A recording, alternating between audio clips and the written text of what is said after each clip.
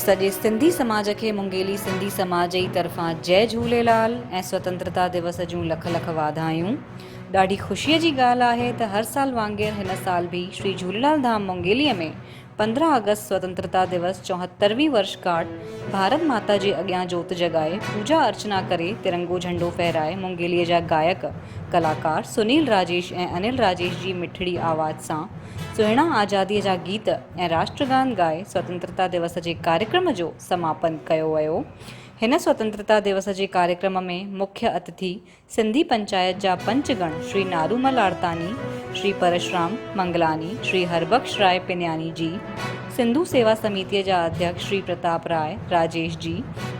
ऐं बाबा गोविंद धाम दरबार मुंगेलीअ मां भाई साहब मनोज जग्यासी ऐं श्री ज्ञानचंद भोजवानी जी ऐं पूर्व श्री झूलेलाल धाम मुंगेलीअ जा अध्यक्ष श्री मोहन भोजवानी जन शामिल थिया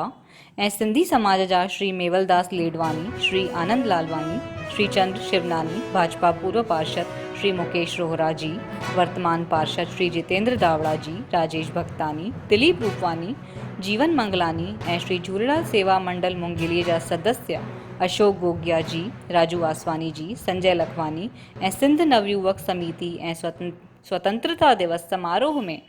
मुख्य कार्यकर्ता सुशील दरड़ा जी, अनिल मंगलानी, विशाल रोहरा, डब्बू राजेश, विशाल रूपवानी, विक्की संतवानी, विक्की केसवानी, सागर जेठवानी, रितेश नंदवानी,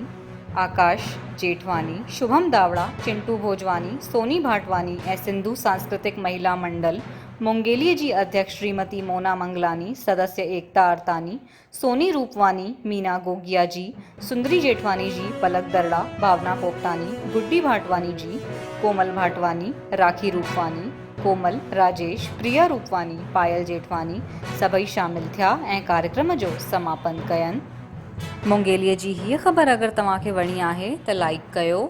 शेयर कयो, असांजे चैनल खे सब्सक्राइब कयो। जय झूलेलाल।